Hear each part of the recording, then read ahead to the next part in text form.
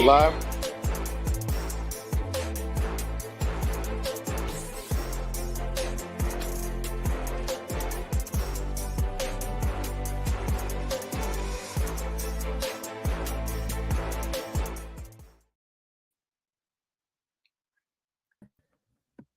And we are live. Welcome to the Week 8 edition of Lowco Pigskin Live. I'm Wesker manning the point tonight, and a lot of surprising scores and outcomes already finished up for Week 8. A couple shockers we'll get to, but I'm joined by Justin Jarrett, founder of LowcoSports, and Marcus Walsh from WHHI, and a crazy afternoon delight in Sea Pines, shocking us all.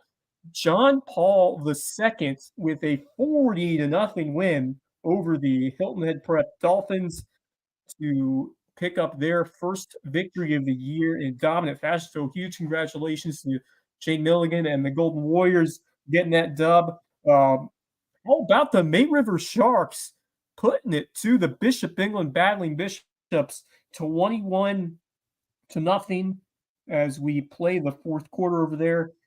Beaufort taking care of business so far, 21-0 over Colleton County. So a good performance there for you. Of course, the other Region 6-4A matchup between Hilton and Bluffton postponed to the final week of the regular season, which will be on November the 8th. So we'll have to wait a little bit longer for that one, but certainly will be well worth the wait. Should be a fantastic contest when we get to that one, but the weather precautionary moves deciding to push that one to the very end of the regular season as we trying to get the right ticker on here. This is not the right ticker. 1 second while we get this to work here, and there we go. I'll say this, guys. This should be the right ticker. There we go. Hilton Head Christian Academy.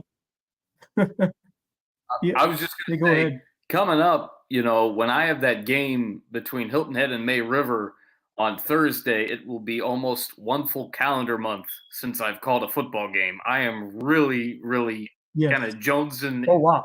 Getting a little. Yeah, I'm excited to get back at it. Man. It's been they had some other scores from Week 8 so far around the Lowcountry. Hampton County up 26-0 over Lake Marion. Whale Branch, the title against Edisto, they lead 14-6. Hardyville with a 1-point advantage over Denmark Golar in a 9-8 contest in the third quarter. A final, the Ridgeland Jaguars take care of Allendale Fairfax. They shut them out 12-0. Nice win from the Jags. Beaufort Academy all over Faith Christian 48-6. Colleton Prep on the road, 27-19, trying to hang on against the Patrick Henry Patriots over there in Estill. And then Thomas Hayward with a resounding 48-6 victory over the Andrew Jackson Academy squad. And it's like we got a score over the May River. The Sharks are going to add their lead, and they have been a dominant force defensively, and they've been grounded and pounded as well. May River making a statement in this region 6-4A as they try to make it a 28-0 lead over the Battling Bishops. This has been all Sharks, and absolutely incredible effort by this defense, putting it all together for what is clearly their best performance so far, and they are putting the rest of the region on notice tonight on the road. So the Sharks look like they are well in control of staying put in this region. And then another game in progress, our 8-man game, Cathedral Academy 30-8 over Cross. So those are our scores as it stands at the moment.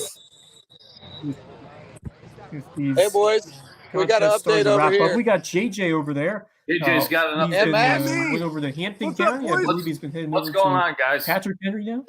We're at Patrick Henry now. Colleton Prep has just added a late field goal, making it 30-19. Looks like the Warhawks are going to get out of Cone Field with the W on homecoming. Going much better on the other end of the county. Hampton County was up 26-0, doing what they wanted. against Lake Marion at halftime. One time was feeling good. Spirits were high over in Varnville. Spirits still high here in Estill, mostly because of the company and the barbecue and all that. but the football has gone in Carlton Prep's way tonight. Is it just me, or do I see a little bit of your breath there, JJ, as you're giving the report? It's cold. It's pretty darn cold out here. Hard-nosed effort on the road, putting up 30 right now. The Stricklander reported 2-possession lead. The Stricklander's wearing pants and he can't feel his feet. He's wearing shorts and Yeah, I'm freezing. It's cold out here. It's a little cold out here. I'm not gonna lie. It's cold. Starting to feel like fall. Yes. This is the first real weekend of the cool fall weather. It started midway through the week, and now we're seeing this is the best. This is real football weather. This is when the games really start to matter. When it gets cold like this, you have the game of the season, you have those warm Friday nights, but when it starts to dip, the temperature starts to dip, the games start to matter a little bit more. And now we're getting to that time of year, and a couple of important games with huge implications. A couple of things stand out to me so far, but how about the way this Make River team is playing at Bishop England? They have gotten stellar contributions from a bunch of those guys on that defensive side, and then some excellent running from Andrew Johnson. He's at Haskins with a monstrous 50-yard touchdown run to really give the Sharks some separation in this game. They forced 3-4 turnovers. It was a turnover frenzy early in this game, and it kept going back and forth. Both teams kind of turned it over one then the other, but May River has been able to cash in, of course, on those turnovers, and the Shark defense has been able to dig in and make those stops when the offense has coughed it up throughout this ball game. But this Sharks team is looking like not just definitely the region favorite at this point, but not just that. I think they're a lower state contender with how they are playing on the road tonight. Without question, Wes. And being that I haven't called a game, as I said, in a month, I'm going to have May River on Thursday at Hilton Head. And that's going to be interesting because Hilton Head is given, despite only winning one game of the 6 meetings that they've had, Hilton Head and May River have played at Hilton Head 4 times. And in collective mode, in with those numbers offensively and defensively for both teams, Hilton Head's been able to hang around with May River. Right. So would this be a little bit of a trap game next week for the Sharks? We'll have to see. But right now, May River looks head and shoulders to me, and I've said it for weeks now, above everybody else in 6-4A. And if they do beat Hilton Head coming up, it's going to be a dandy May River against Bluffton on that game as well. Man. And then, we could see, May River maybe run the table and be the region champ in 6-4A. As it stands right now, I think the Bridge Bowl could decide 2nd and 3rd place respectively. But May River has to, again, play Hilton Head and Bluffton themselves. And these 3 teams look like the top 3 to me. It's just a matter of where they fall exactly, and everything's going to shake out. Again, I was telling you off the air that our schedule with WHHI, because of the postponements, have been, and predominantly the Bridge Bowl postponement, has been backloaded a little bit. So we'll see Hilton Head, May River next week. I'm so glad that JP2 was able to get that win against Hilton Head Prep. So we'll see at least a 1-win JP2 team go up against Hilton Head Christian Academy on the 25th. And then we'll have 2 games that will be going on the 1st. One will obviously do from studio a little bit later on in the month of November, that being either THA, BA, or May River Bluffton. I know what game I would, either or would be fine with me. But in my mind, I think I know what game I'm going to be at on November 5th. And then November 8th, we will do the Bridge Bowl, figuring that we can work that in our schedule. I hope we can, because, I've been waiting, a month to call that game. So it's a backloaded schedule with the way supposed to have it, September? Got postponed. by 2 different hurricanes. Doing good. There was one that certainly left its mark over here. There's one that kind of passed its by, but certainly left its mark in Yeah, it was Florida. supposed We to wish be everyone on the the best for 27th. recovering by that.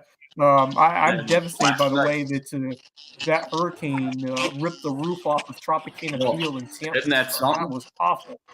That's awful to see. That's just a ton of rebuilding. So many people without losing their homes, losing their places to live. So just send your best wishes to everyone impacted by Hurricane Milton over this past week. Let's take it out to JJ. We got a final. We got a final over in Patrick Henry. The Warhawks. Yes, sir. What do you got for us, man? Yeah, we got a final over here, 30-19. Carlton Prep got it done tonight. They were the aggressors. Could have been worse, right, Max? Yeah, definitely. A lot of miscues for Patrick Henry tonight. Just mistakes, false starts, just a lot of miscues for Patrick Henry tonight. And it's kind of been the story for them this season. Really inconsistent gameplay throughout the year. They'll have really good games, and then they'll have some really questionable games. So, good win for Carlton Prep. Gets them moving on up into the region. So, it's going to be fairly close between some of the bottom tier teams in this region, and it's going to be exciting to watch. Max, I want to get your take on the Hilton Head Prep JP2 game because I was told that you were there. Huge win for JP2. Bryant Jolly with a huge day with 4 touchdowns and over 200 yards on the ground. What was your? He was jolly good. He was jolly good. He was jolly good. Yes, he was. Just like the popcorn.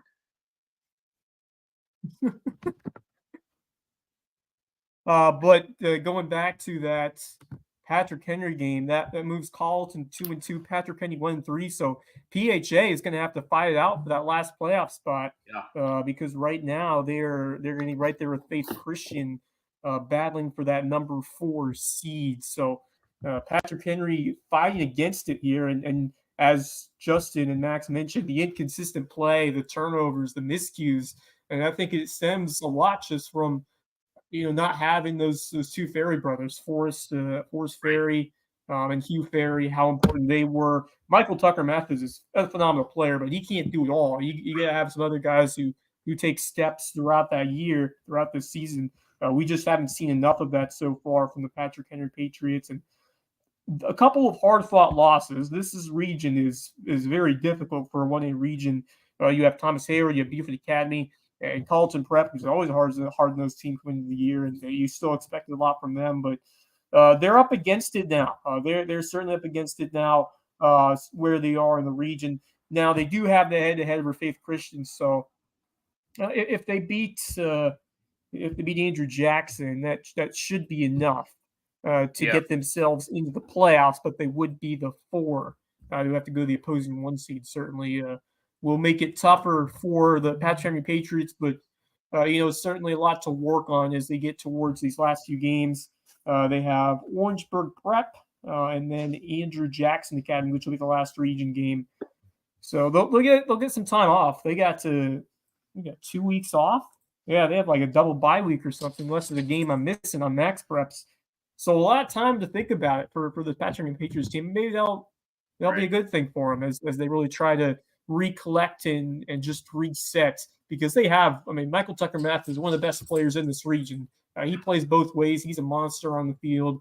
He can do it all, no matter what they ask him to do, but they need a little bit more from others if they want to make a surprise run in the playoffs. They should be able to get in that 4 seed, but it will be an uphill battle from there, having to go to the opposing 1 side, and it's a tough region on the opposite side as well in 1A with some solid squads like Williamsburg and Dorchester Academy. I'm excited for how this 1A playoff. Even these first round games are going to be electric, and that's not something we say all the time about Skeeza football 1A or first rounds, but there's going to be so many good matchups coming up in Skeeza in that classification. I was trying to get Max to talk a little bit about the Hilton Head Prep JP2 game, but I don't think he wanted any part of it. I actually got the numbers from JJ. 40-0 final score. Bryant Jolly, huge night, 4 touchdowns, 211 yards on the ground. And that's what I talked about, with the way that defense was playing certainly the game that I had against Battery Creek. They made some big plays, and they've made big plays all year and in huge moments as well. But they needed somebody to step up, and I think Thomas Gem ended up having a pretty good night as well, or good afternoon as well. But Bryant Jolly easily with his best game of the season, leading the John Paul II Golden Warriors to that one win that they had been so desperately looking for. That was a team, taking a look at their schedule, that I thought had 2 or 3 easy wins throughout what they've done so far. And I was really impressed with how competitive they were, especially in some moments in the first half, yes, but in the second half, especially against Battery Creek, even though they went down 15, 41-26 that night. But they lost 16-6 to Colleton Prep to open up the year. And then they had another close game along the way as well. So I was at Lawrence Manning, and they weren't. I don't think they're ready for that one. That's a good Swamp Cats team, but solid effort against Battery Creek on the road. Bethesda, they lost just 12-3, so the defense kind of showed up for that one. They showed up again, of course, in this one here today, but you could see the progression, I guess, throughout the season for JP2. I wrote them off in this game, but I'm incredibly proud of what Shane Milligan and that coaching staff did to prepare for Hilton Prep team. They looked great against Dillon Christian. Yeah, they were running them over. That run game was terrific. The blocking was excellent, and Wyatt Harmer was cooking the pass game. But man, JP2 came to play in Sea Pines in the afternoon delight, and my God. And great to see that from this team that has, and that's a great coaching staff. I believe in Shane Milligan a lot, and the strides that he made it, going from the gain of year one to end year one and head into this season, with losing a guy like Christian Tilton. I mean, CT4 was the lifeblood of that team, and now, you got to rebuild at quarterback. Who do you got? You go with Connor Brown. You go with Alan Wolf. Which one is going to be the most effective? They switched to Wolf midway through the year. And now they're starting to really find something, and getting a win like that. Now you got to think this team is feeling confident now and can put up at least a solid fight as you get into obviously you got Hilton Christian, you got Gage. Oh my, good night, Bishop England. Gage Duncan to the house, 2 interceptions and then a touchdown run. Have yourself a night. Gage Duncan. He oh my. Certainly Tanner Macy and a couple others that I saw even before the football season really started. I was covering basketball with the 2 new basketball coaches.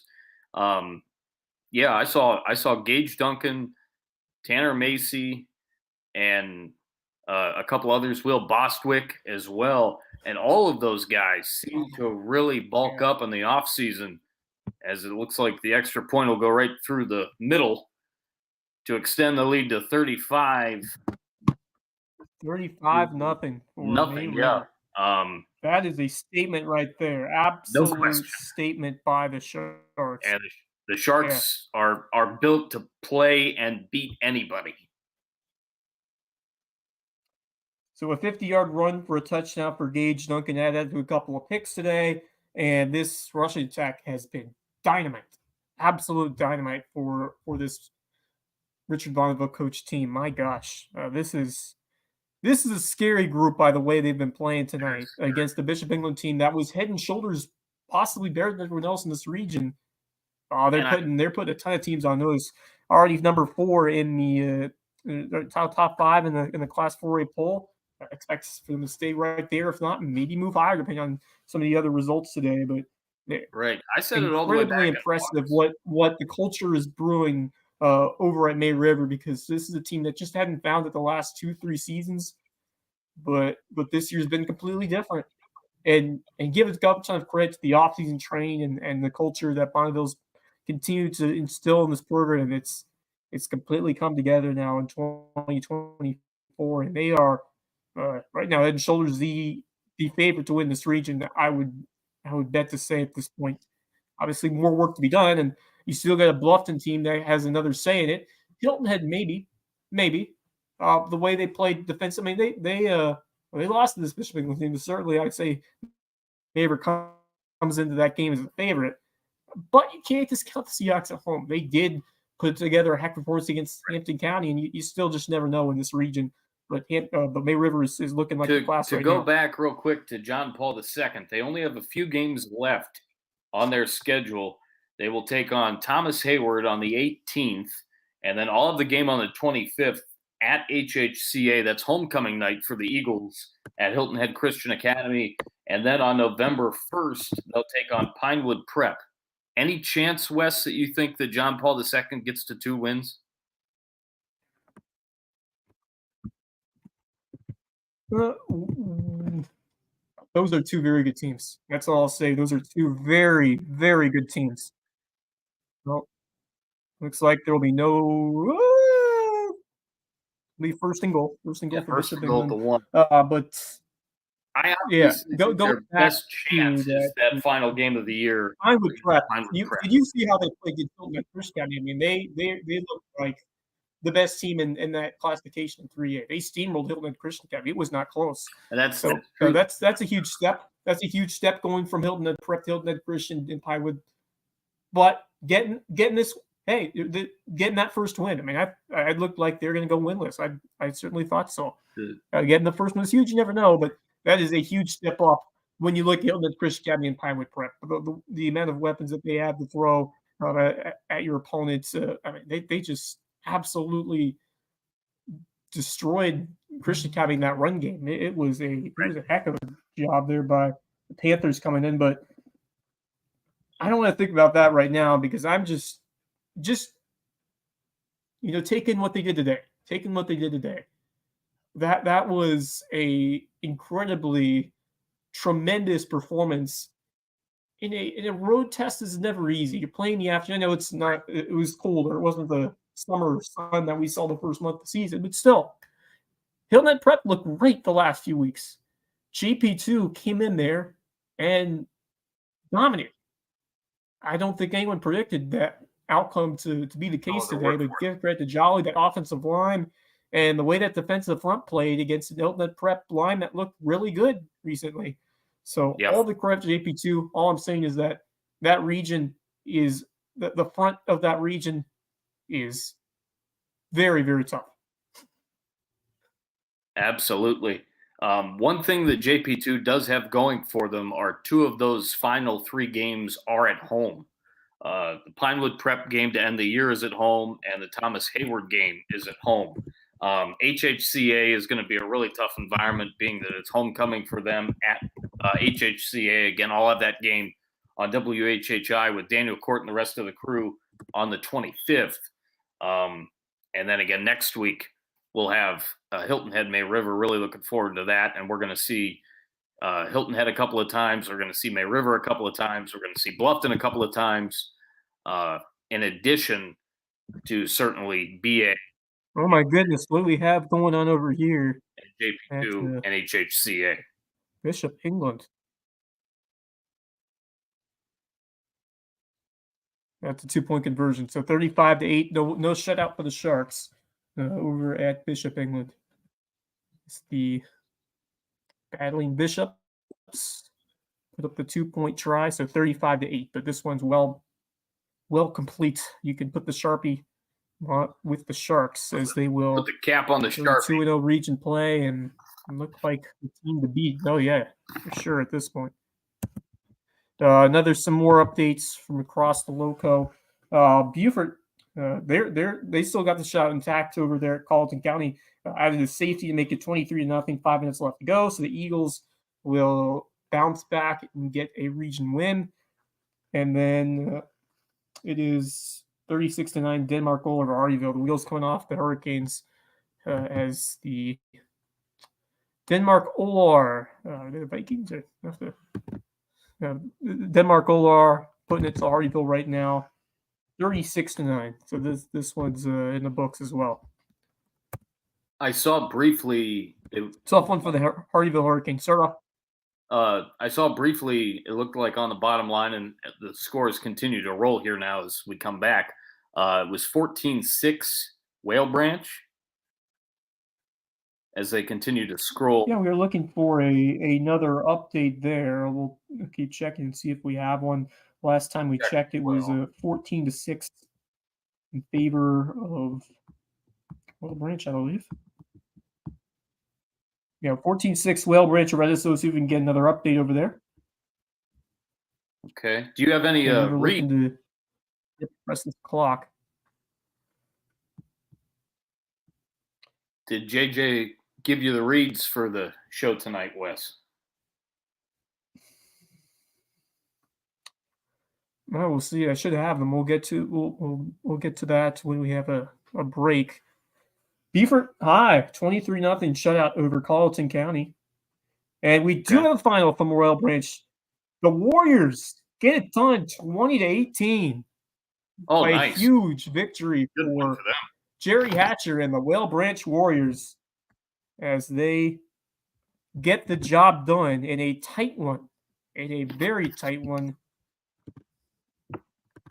20-18. They needed that win badly. They really needed that win badly. Things have not gone the way that was a desperation. Branch Warriors much at all this year, and they go in there and they took care of business today. That's a run the heck out of there with that win. Let the win come and move on for sure. That's a huge victory in this region for the Whale Branch Warriors, and so there'll be a happy night over there in Seabrook. Great to see that because this Whale Branch team, they were fighting it for a while. Thanks to Alonzo to put us the final score over there. Whale Branch 20, Edisto 18. That is a final. Also a final, Beaufort 23, Colleton County nothing. So nice, strong performance from the Eagles. That's a big win for them too. Get the dub over in Colleton. Yeah, you don't want to go 0-2 in the region. That's especially against Colleton. That's when you need to win. They did. So right, and we talked about it, Tim and I, yesterday and last week, as well as we saw May River at Colleton County. May River just absolutely got off to a little bit of a sluggish start, especially on the defensive side. Colleton County has some speed, but it didn't take May River long to get some big chunk plays and some huge yards, including scores, as they ended up winning 42 last week. But how about this May River Shark squad? A dominant statement at Bishop England, 35-8. The Sharks 2-0 in region play, and they are looking like the team to beat as we get into the middle of October. They certainly do. Performance. They look the part. I'm Quite a performance from these Sharks. Wow, they really look the part.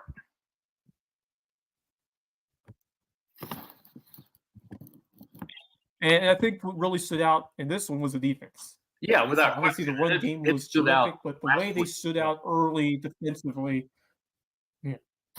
it really did. I mean, they got some dudes all levels of that defense. And Ethan Sprinkle was, he was impactful early. They blew up a bunch of drives early in the red zone. They got some stops when the Battling Bishops were trying to drive. And Lowry helped forcing a fumble. Gage Duncan with 2 interceptions. He also had a touchdown run. Isa Haskins with a grown man 50-yard touchdown run. There you go. And then, forcing 4 turnovers in this ball game. Just a stellar job defensively. And when you have that strength in your run game as well as that excellent front seven, which we saw tonight, it's going to be hard to beat you in the playoffs. They're playing that playoff style football now, and it is working to perfection against a very good Bishop England team that was just outside the top 10. They received votes. They probably won't receive many votes this week after that defeat, but May River showing why they're a top 5 team in 4A football. And that, I don't think anyone predicted it. I don't think anyone did.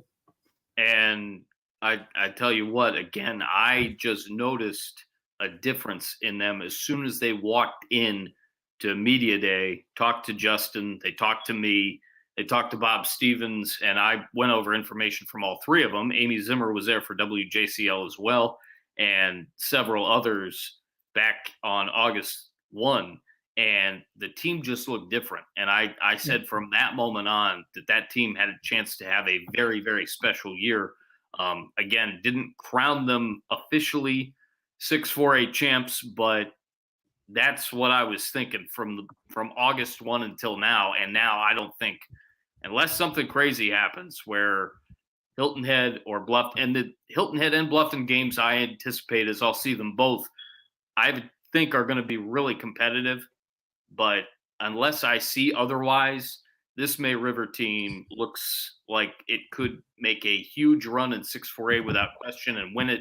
And they could make a very deep run through the postseason. I don't necessarily want to say state championship, but they look like they could be that caliber. They look like a dark horse team for sure. One of those teams that nobody wants to face because of how well they're doing defensively, and then with the the blocking schemes, the run game, they've got a bunch of dudes they can bring out there and get quality chunks of yardage from. They don't throw it very much, but Tanner Macy, how about the way he's performing? Because I think he's starting to he's the efficiency is starting to improve with it.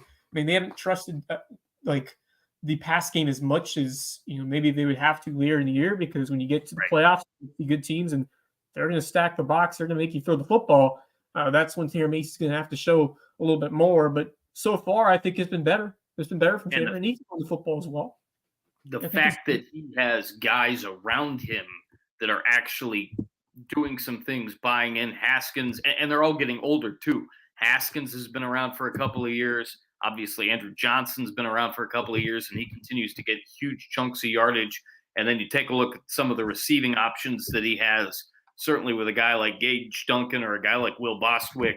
And then defensively, Larry Jacomot was even just talking to me about it a little bit ago via text, and he was looking at the numbers and maybe even watching a little bit of this game and just saying how much bigger they look in terms from year to year. And they definitely have that. But it goes back to what Richard Bonneville was talking about with the plyometrics and the weight training and the eating habits and the sleeping habits and the studying habits. I mean, this team has completely turned things around in not quite 2 years from what was a pretty successful in times or at times Rodney Summers team.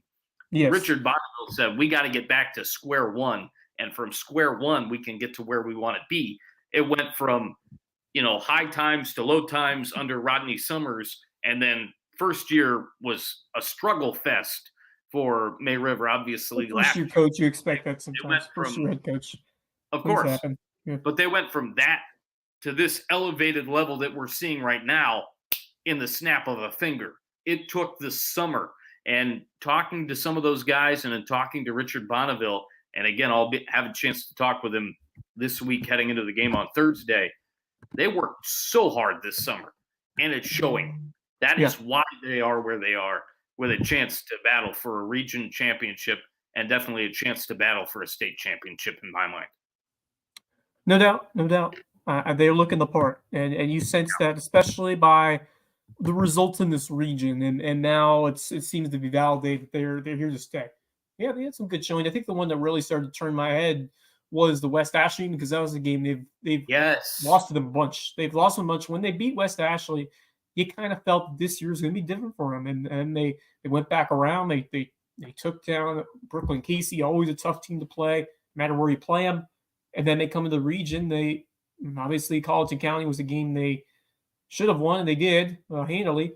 And then this one was the big statement. Bishop England, by the way, this Bishop England team showed early in the season that they're a force to be reckoned with in this region.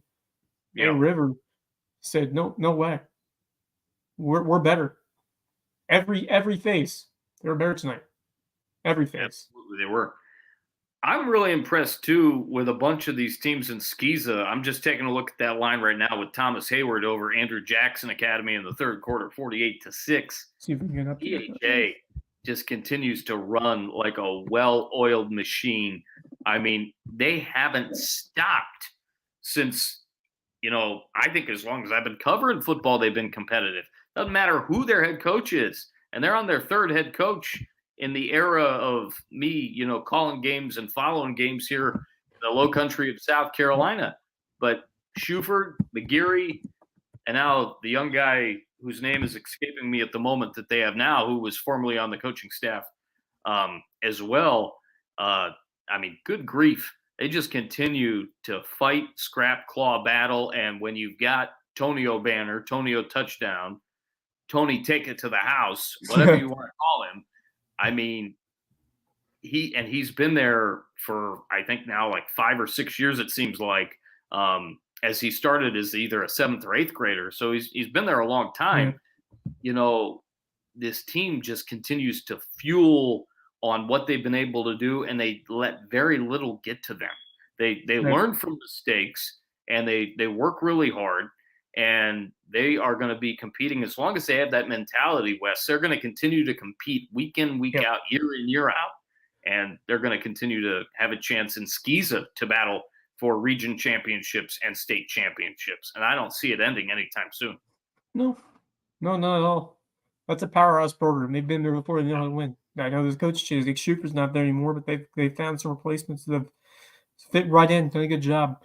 I think the biggest thing is keeping O'Banner. That was huge. That was the big. Is the guy over at THA that I was thinking of? His last name wasn't coming to me. Right. They're just a second ago. But no, I think it all comes around the fact that Tony O'Banner, you need that corners, because in Skeeza football, you have guys that play both ways. And obviously you put your talent at quarterback when you have a guy who has the athleticism as Tony O'Banner does. And so you put your best player or your best athlete in the situation where he's going to make the most plays. And that's what happened for O'Banner. He was a running back early, but they had guys. That was when Dietrich Schuford was there. But now the starring role is Tony O'Banner, and he's just that dude on campus. He's the big guy, and the offense runs around him. He can play some defense for you too, and that guy is just super electric out there. And when he's on his game, there's no beating him. There's no beating him at that level. Now there are some quality teams in this classification, which is what I'm saying, that Thomas Hayward going to have to work to get this state championship this year. And obviously they're looking forward to the Academy, which will be, in all likelihood, the region title game. That will determine the region champion. But you look big picture. Yeah, that'll be November 1st, November the 1st. So, the games just get the game's even more fun as we get towards, and we get an extra week of the regular season in the high school league. It's a lot of football left in this season, and a lot more exciting football to cover as we head down the stretch of this 2024 season.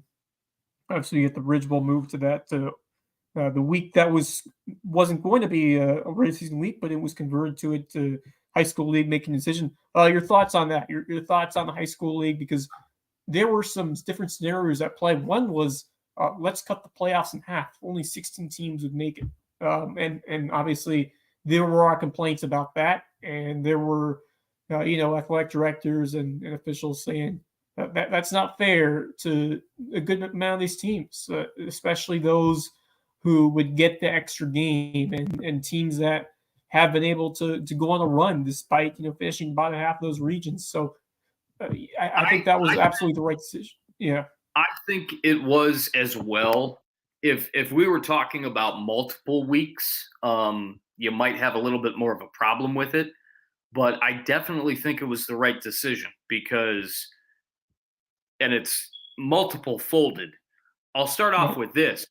You have teams that have guys that play basketball, but they're already likely missing some games and practices earlier on in the year anyway, because they're finishing up with football.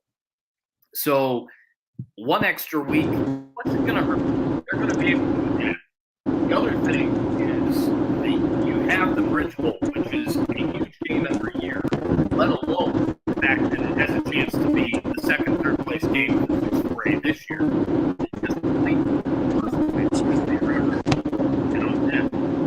So that's the other thing. And then you have some of these other games, rivalries that I was about ready to talk to JJ about, and I don't know if this is going to happen. But what about Whale Branch Battery Creek? Obviously, that's not a regional game anymore. But what about that game? There's a chance now that game can get played as well on November 8th. We know as of now, I think the only game in town is Hilton Head Bluffton. But if we also see Whale Branch and Battery Creek play on November 8th, which we should, because it's a great game. I've been to a couple of them, and it's a great environment and a great game. So it gives the guys and now it looks like both teams are going to the playoff because or rather, Whale Branch got that big win with Edisto, and 4 of the 5 teams made it. So that should cement them in the postseason. Right. Because you only have to be top 4, and there's 5 teams. So getting that win over Edisto should do the job. Not officially, but that should be enough for the Warriors. And then Battery Creek, they got the job done as well. And I believe all 5 teams make the playoffs in 3A just because of how the regions and bracket is sorted out there. So I think regardless, Battery Creek will be in the playoffs, but they got that nice win over North Charleston. So they're looking in a solid spot to at least get in as a 4 seed, maybe a 3 seed.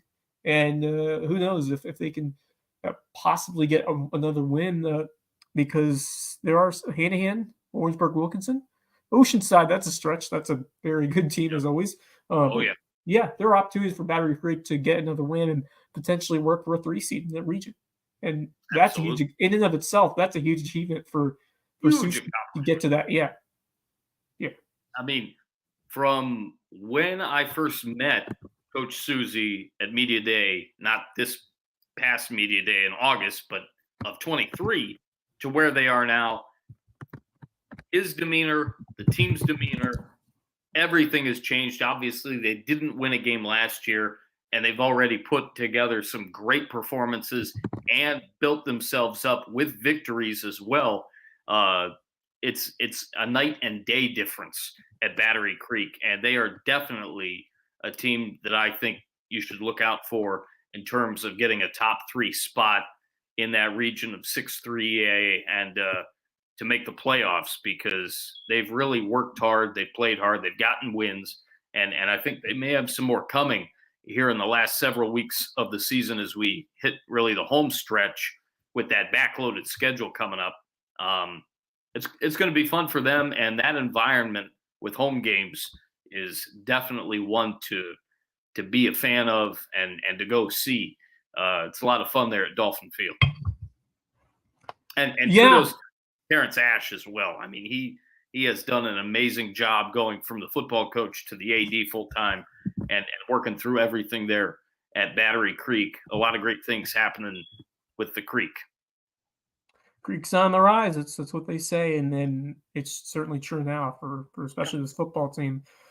Yeah, that's a program in the right direction right now, and I'd love to see that for a school that has had some years where it's been lane. They just haven't been able to find it. But I think ever since Susie was hired, he's really driven them in the right direction. And yes. Now in this year in 2024, it's become even more apparent that he is doing some yeoman's work over there. Those kids have been really pushing it, buying in, and the way they dominated North Charleston, and now I think they have a really good shot to get some more region wins before it's all said and done here in the season. So I cannot be more prouder of what we've seen at Battery Creek. Dolphins putting together some outstanding performances, and they've got some guys with some high compete level dudes who can make plays.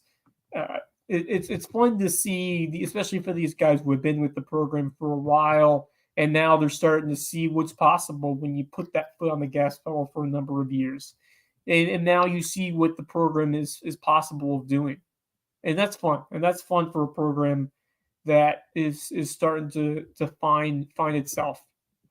They've got some guys. They've got some guys who really have stood out, and it's fun to see things all coming together. I mean, JP2, they got that win early. They beat Bethany Bowman, and now, so that's 3 wins. They're 3-3. I mean, that's an incredible achievement already. And now they have a chance for, obviously, Oceanside is going to be an uphill battle for sure next week. But then you got Orangeburg Wilkinson on the road, and that's certainly one you can circle and put up a strong effort on in the road in a game like that. Orangeburg against the Bruins. And then their last game of the regular season at Hanahan. So another one which, if they put together a strong effort on the road, they can hang around and they can hang around for sure. So it's a great time to be a fan, part of this program for the Battery Creek Dolphins, and I'd love to see them having that kind of success. It's great. It's great for without question. Yeah. Without question. If you have the reads handy, I think now's probably a good time to get some in. Yeah, let's dive into it. So today's show presented by our all-star sponsor, and that is Mickelson Law Firm, our very first sponsors here at LowcoSports, and they're still with us over 6 years later. A great testament to the people and community leaders that they have been, and proud supporters of Hilton Head Christian Academy Eagles. They were celebrating when that baseball team won the state championship last spring, and hopefully a lot more to celebrate coming up this season. If that football team can get it going down the stretch, I think they can. There'll be a lot more celebrations over at Nicholson Law Firm, and more than that, you will get an incredible experience in what they do to serve all your legal needs. And give them a call today if that's what you're looking for. So Mickelson Law Firm, our very first sponsors and our all-star sponsors of LowcoSports for this season. We also shouting out our MVP sponsors, Base Hit Life, serving some apparel, clothing, especially for baseball teams and baseball fans. Live your best base hit life. It's October, postseason baseball time, fall ball time. We got baseball teams playing around the Lowcountry in the fall. Fun time to be a part of it. Baseball and softball as well. We've got some terrific softball players that are getting better and improving over this fall season. Get ready for the spring. Live your best base hit life. Shop and find some incredible clothes and t-shirts and other accessories for the baseball diamond and for other situations as well when you want to show your best base hit life. So shouting them out. Homegrown Home Inspections. They do some incredible work. It's just so awesome to see firsthand the expertise and customer service they have for home inspections. If you're building a home, you can't afford to do it without a phase inspection from Homegrown Home Inspections. They'll be your eyes and ears and your biggest advocates until move-in day. Big shout out to call Jan. Homegrown. Great. Call Jan, yes, at Homegrown Home Inspections. And also Hospice Care of the Lowcountry. We love the wonderful caring staff of Hospice Care of the Lowcountry, and they work incredibly hard too. And they care so much about our community, about everyone involved. A big responsibility that we put on them. They do a fantastic job. CEO James Dismond, great friend of the pod, great friend of the show, great friend of LowcoSports, leading a tremendous team at Hospice Care of the Lowcountry. We do a tremendous job. And at Hospice Care, as they say, it's not about dying. It's about living a tremendous senior-assisted care for when the end of life comes and that journey, reached its conclusion. Call on Hospice Care. They provide tremendous care that in those circumstances in that time of life. Once again, Hospice Care Lowcountry, it's not about dying, it's about living. All right, let's do a shout out too real quick, Wes. James Dismond's been great to WHHI as well. He and his colleagues, I know several that have been going through Hospice Care of the Lowcountry, working there for years or have worked there. Just a great organization, and they continue to do tremendous things for our community. Absolutely. Great work that they do and continue to do. Let's take another rundown here through these scores as we got Justin Jarrett ready to jump back on here after making his way from Hampton County. I got to see Patrick Henry, got to see the Hampton County Hurricanes, and a terrific night over there for the Canes, but also for the visiting College and Prep Warhawks. But got a couple finals to tell you about. Hilton Christian County 44-14 starts the week. JP2 40-0 over Hilton Prep. Stun in Sea Pines. A stun in Sea Pines. Yeah. Beaufort 23. Colleton County 0. May River statement win 35-8 over Bishop England in region play. Hampton County 26. Lake Marion 0. Still looking final update for that one. Whale Branch eking out a 2018 River. Edisto huge region victory. Denmark Olar 36. Hardyville 9. Ridgeland blanks out Fairfax 12-0. Beaufort Academy up big 48-6 over Faith Christian. Collision course looming potentially with Thomas Hayward at the end of the season. Colleton Prep 30-19 over Patrick Henry. That's a final JG will give us more info about that one. Thomas Hayward, 48, Andrew Jackson, 6, and Cathedral Academy was up 3-8 over Cross in the 8-man ranks. So we welcome back Justin Jarrett, founder of LowcoSports. JJ, can you hear us? Yeah, I got you, boys. You got me? We got you loud and clear, JJ. I've just pulled back into the Ville, so I've got signal again. It was a little rough out there in Hampton, but we're back in the Ville, so we're good to go. Rough night for the Hardy Villains.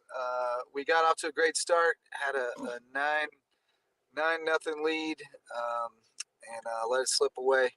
Ended up we were up 9-6 at halftime and 44-9 at last report. So wheels came off in the second half, but progress. Haven't gotten a final out of Hampton yet, but I know I actually Misa just posted it 39-7. Yes, 39-7. The Canes on top. Yeah, they were dominating. It was a party like you never seen. You never seen so many people at that place, Wes. It was packed out. There were as many people outside the stadium as inside it. The stadium was full, so it was a pretty good atmosphere out there in Hampton. They're having a party. It'll be roaring long into the night. So is that a final, Justin? Yeah, it appears to be. Yeah. Okay. Mesa said 39-7. All right. Some context on that Ridgeland game. Hardyville Fair is going down. There's a lot of activity down here, down by Town Hall. If you're looking for something to do tomorrow, the Hardyville Fair is going off. Nice. We got some carnival rides. We got all kinds of food. Got the chili cook-off at Celebration Park on the south end of Hilton as well. So there you go. It's festival season. But some context on that Ridgeland game. So unfortunately, there was another incident. Allendale and Hampton earlier this season. It was in the Allendale crowd. There was an incident, and they had to end the game early. Tonight in the second quarter, there was apparently another incident in the crowd. Turned into what was described in at least one account as a riot. And it had nothing to do with what was happening on the field, but it was out of control, and the game had to be ended. So that game didn't make it to halftime. 12-0 final in favor of Richland. So that's not what you want to see. That's No. It's been a recurring theme throughout this year that something needs to be done to avoid those kinds of things, because that's as high school football, the sportsmanship, it should be an environment where you don't have to worry about those potential things from happening, and so that's something you don't want to see. Derails the excitement from when you see a Ridgeland team put up a good performance, and it's just unfortunate to see something like that happen in the midst of a high school football game. And the just sad thing is we see it all over the state and all over this area as well in the southeast. Yeah, they've tried to rein it in Savannah. They've now got rules about if you're under 16, you can't go to the game without a parent or guardian, which is definitely a step in the right direction. But I don't know that it's always even people under 16 that are starting the nonsense. Right. There's people from 16 to 24 that are starting nonsense too. So you just wish they'd go do it somewhere else, not at the football game. Not where the kids are playing. Like it's crazy. No. But I guess they'll continue to try to find ways to mitigate it, limit it, and so you can play. But to put a better spin on things, how about them John Paul II Golden Warriors? I know you guys talked about it a lot, but I just wanted to eat my share of crow real quick. And I got to give a lot of credit to that coaching staff and to those kids, because it wasn't going well, and it's really hard to keep believing and keep fighting and keep putting in the work every day, keep your head up, and they did it. And to their credit, they came out and showed something tonight. Now it's Hilton Prep that we're like, man, inconsistent, so. But JP2, good for them. Good for them. I'm proud of those boys. And as I've said many times before, their middle school is rolling people. So they're going to be good soon. Pipeline's coming. It's just, the minor league. I mean, it's their guys coming that are really gonna make an impact for this JP2 team. I'm pumped. They've been kind of snake bitten this year, but But hey, that's a huge win. To avoid going winless, that's important. I've said it a lot this year, having seen them in our first game that we had on WHHI and then following them throughout the rest of the year up to this point. They have a lot of talent, and I felt like they obviously had the edge defensively in a lot of these games, especially the low-scoring ones. They just needed to put the pieces together offensively, and obviously they did it tonight. Because I thought they'd be competitive tonight, probably lose because of the fact the game was at HHP and the afternoon delight. But I did not see this coming at all. And what a game. I mean, what a game for Jolly with the numbers that you gave me, JJ. Over 200 yards rushing, 4 touchdowns. And it seems like they have found the pieces and parts over all these weeks.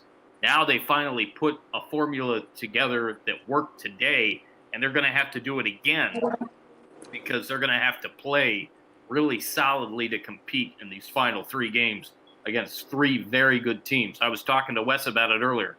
The one thing that they have in their favor with that schedule is that 2 of the final 3 are at home. But you're looking at some tough competition those final 3 weeks with Thomas Hayward, Colleton Prep, and certainly HHCA. And the HHCA game is the one that's on the road on October 25th that I'm going to call, and that's homecoming for HHCA. So you add that in there, too, that John Paul II is going to have to find a way to play much more like they did today, these next 3 games that they have, in order to have a chance to get a second win. Well, and I'll tell you, if they block up front and run the ball the way they did today, there's a chance for that Hilton Head Christian game to be interesting because we saw what Pinewood Prep did to Hilton Head Christian on the ground. And I'm not saying Brian Jolly is the kid from Pinewood Prep, but he's a good, strong runner. And if they open holes for him, he'll take advantage. And that Hilton Head Christian front's been a little soft against tougher opponents. So, if they come up and play like they did today, they could be in that game. I don't think they got the horses for Pinewood. Thomas Hayward, we'll see. That's a little more interesting after what they just did today than it was before. So, and then also, how about them Sharks? May River. That's the big statement win for this area. I mean, you talk about a Bishop England team that was coming and playing some great football. May River obliterated them in all 3 phases. The run game was dynamite. The defense was making plays left and right, forcing turnovers. What a performance by a bunch of dudes, but specifically Gage Duncan with a couple of picks and a touchdown run. Have yourself a night, kid. My goodness. Dang, that was impressive. That was really impressive. I've said it before. I saw Gage Duncan, certainly Tanner Macy, and Will Bostwick on the basketball floor when I interviewed the basketball coaches of May River that were announced over the summer, shortly before our season started for football. And I got to see those guys work out a little bit, do some drills and that type of thing quickly when talking with the coaches. And those guys definitely put on some weight. And it's showing in all phases, but especially the line play in the way that they're attacking and sealing blocks and whatnot on offense and defense. That's really helping them too. And again, last week, the defense was absolutely tenacious. The offense struggled to start the game, but the defense, after a couple of gash plays, was able to really reel it in and get after Colleton County. And it sounds like they did the same thing with Bishop England here tonight with giving up the points, albeit late, to Bishop England in a big 35-8 win. And they're going to have their hands full with Hilton Head, I believe, on Thursday night because I was telling Wes the numbers and a few others. The numbers in this matchup, when Hilton Head is at home, they play well. and they're actually pretty competitive. Don't let the records and yeah, fool you. it's all these games are so matchup. Yeah, 5-1 you mentioned, but it's all matchup based, and I think this Hilton Head defense has shown they can hang in against anybody. They only lost by 14. I know Mayor blew up his spin, and certainly they'll be the favorites in this game, but it's at Hilton Head. That one was on the road. I think the Seahawks have a better team at home, and they showed that against Hampton County. Now, but the first half of that game, they looked tremendous, and obviously they hung on for the win. But it kind of shows what Hilton Head can do. They're going to have to force some turnovers. They're going to come up with, and Bishop England showed they could force turnovers with May River. May River, if he can dock them for something, they turned it over a couple of times. The defense kind of bailed them out all game long in that regard. And then when they forced turnovers of their own, they got some big scoring drives. So obviously big credit to the Sharks. But just saying, Hilton Head can fight in this game. They have the horses to do that. And then, it's kind of a mirror image in terms of that run game, because Hilton Head has shown that at times. I've seen a little bit more strong play from the quarterback, Graniszewski. Certainly is growing. I don't think he's at a level where he's he had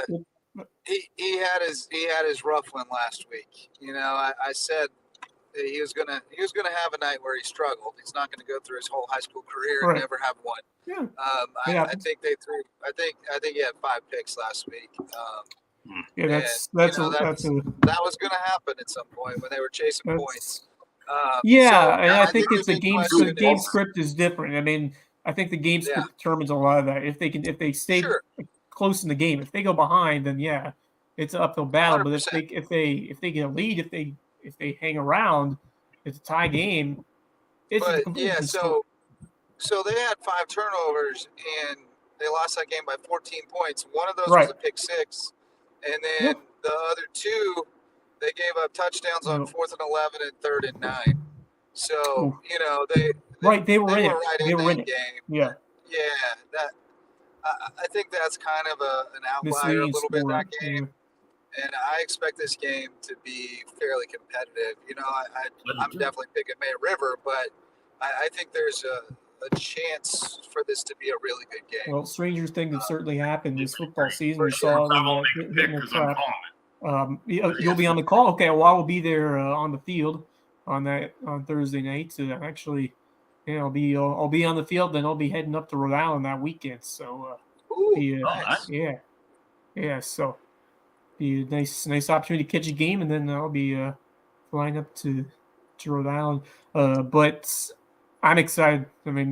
I think it's probably one of the bigger games for Hilton in the last 2 years. To be at home in a situation where they're in contention in this region, they showed that they're capable of against Hampton County. They were a couple plays away against Bishop England, and so you're sitting 0-1 in the region.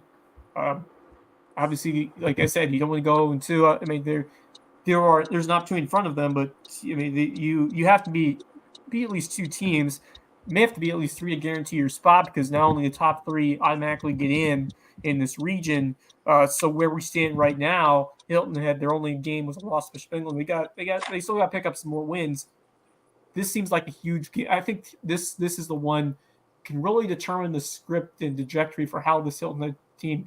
If they get this win, then you're looking at just you're in a good track record. You have May River, obviously. It's going to be a difficult one for the Sharks. I'm just saying that if Hilton does pull this off, it's a completely new direction for the Seahawks, and all of a sudden you're thinking they could be contender for a top 3, top 2 spot. So this is a huge momentum shifter for the Seahawks if they win this, but that's easier said than done, because May River has been a powerhouse, especially by the way they played defensively. A near shutout performance. They gave up just 1 score at the end, but that defense was all over the Battling Bishops. Made a couple of important stops early in that game on 4th down, picked up some turnovers. Gage Duncan with those 2 picks, and forced some turnovers left and right in this ball game. So May River's defense certainly one of the big points, the standout points, but the way that run game looked as well, and the lead block,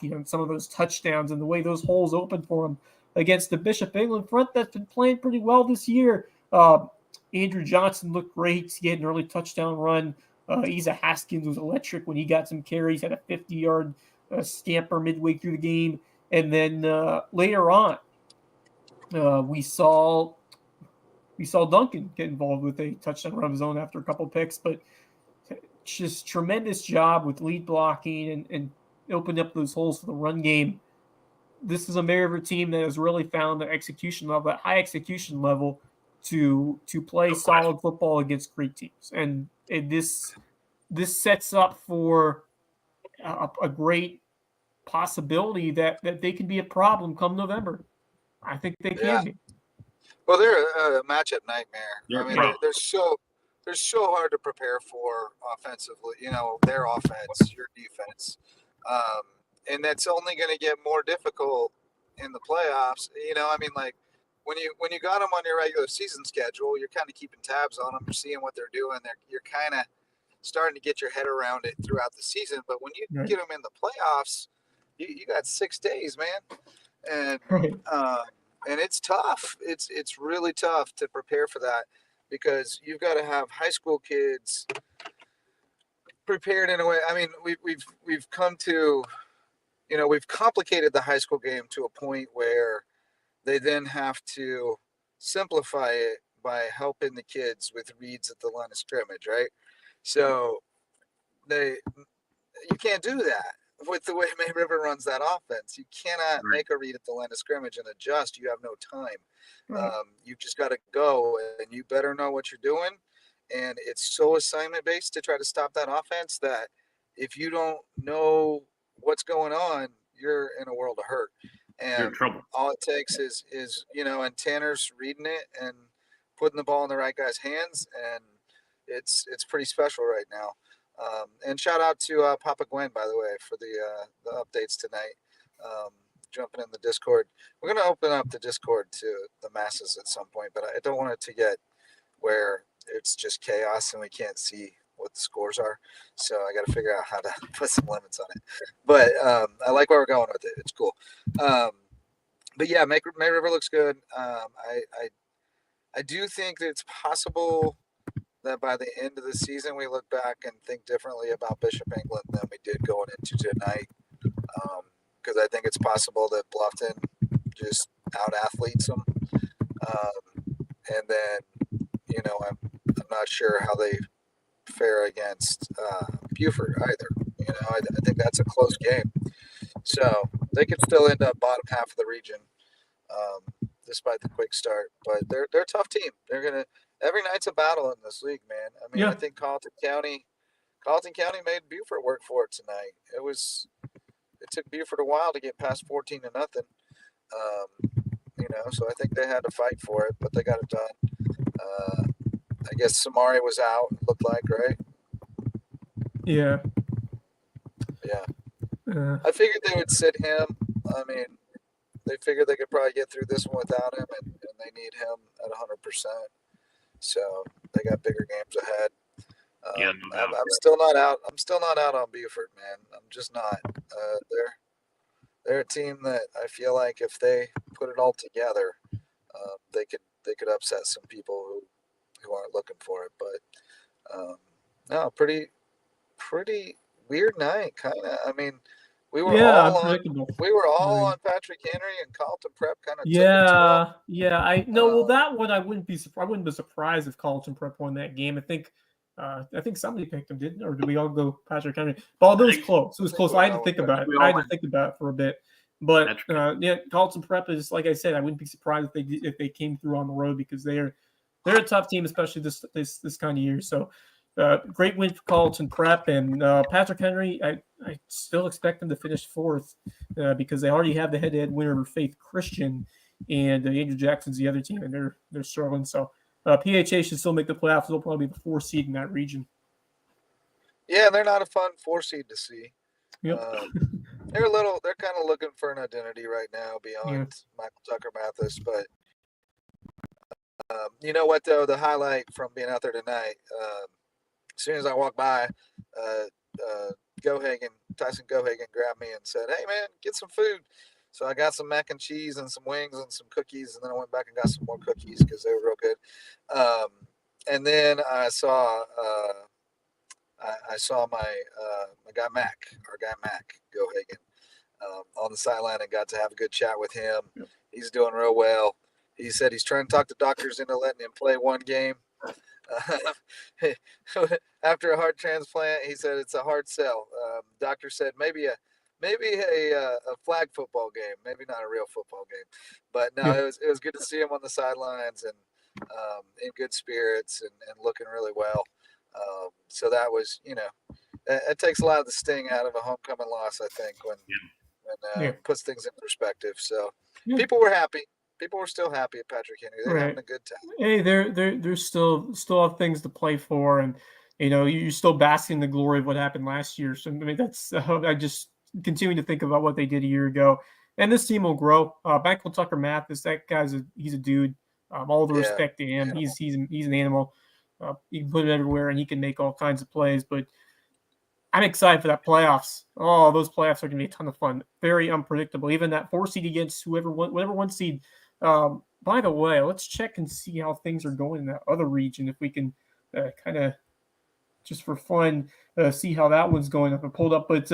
But meanwhile, I don't have the sound effect ready. But the Los Angeles Dodgers will play the New York Mets in a National League Championship Series. They blanked the Padres 2-0 in the winner take all Game 5.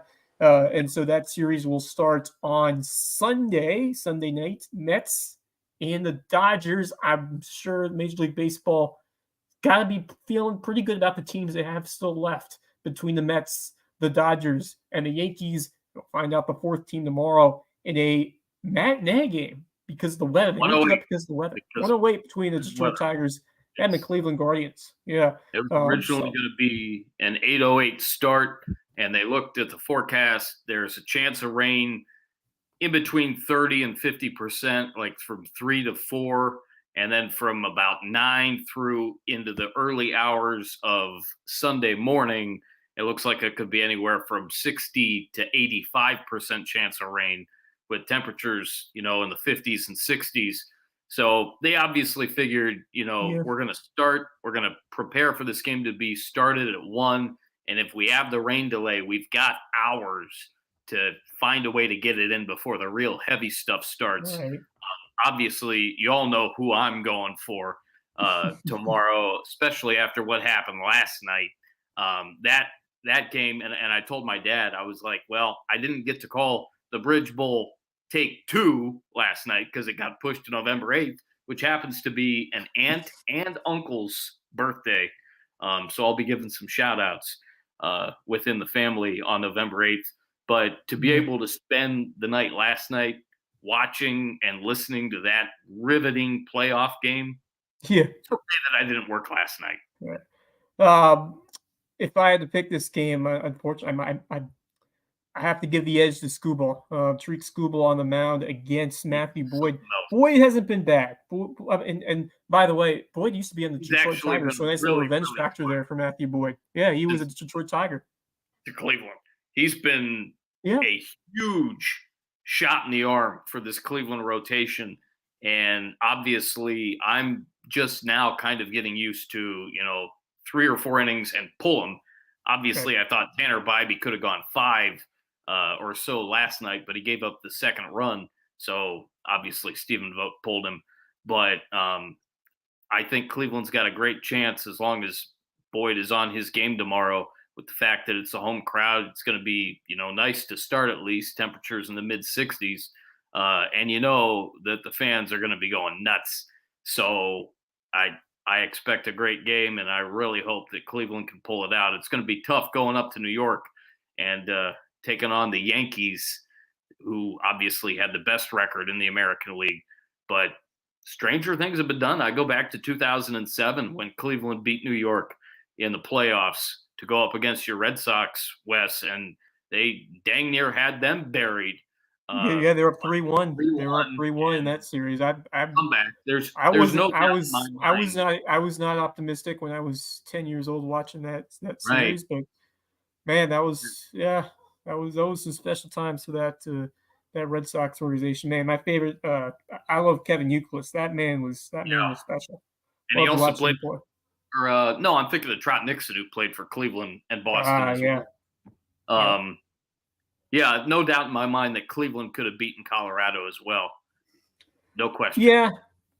Red Sox got the sweep over of Colorado to finish off that title, but yeah, that was heck of a series, and it was looking like Cleveland had that one, but yeah, and then I feel like Cleveland's due for that breakthrough. They were a game away, of course, in 16. This run was a little more unexpected, I think, for the Cleveland Guardians, but it's great to see how they've come together this year, how the pitching has really stood tall recently, and a couple of breakthrough guys at the plate. But it's how about David Large Fry? I call him. Yeah, David Large Fry came up large yesterday with the big 2-run homer and then the suicide squeeze bunt. It was awesome. Yeah, that's great to see. But Detroit's kind of playing that underdog mentality, nothing to lose. I think all the pressure is going to be on Cleveland this game. They're at home; they're the higher seed. So I feel like Detroit, has that house money mentality in this ball game, especially. I mean, but they do have Skubal, who he has high expectations on himself. This is probably the biggest start he's ever had in his career. No doubt about that. So no question about it. Biggest start in Detroit's career too. Yeah, no question. But should be going. But let's get back to some football. Let's see. I was just updating our ticker with one score that I'd come across. I can't hear either one of you guys. I do see mouths moving. I can now. Okay. I heard that loud and clear. There for a second, it looked like your mouth was moving. I didn't hear anything. 48-6 final for BA. I'm getting a little feedback off you, Marcus. Okay. We'll echo. I'll be right back. Trying to fix the audio here. Yeah, I think we're getting some kind of feedback. I'm going to mute him real quick because I was bouncing back.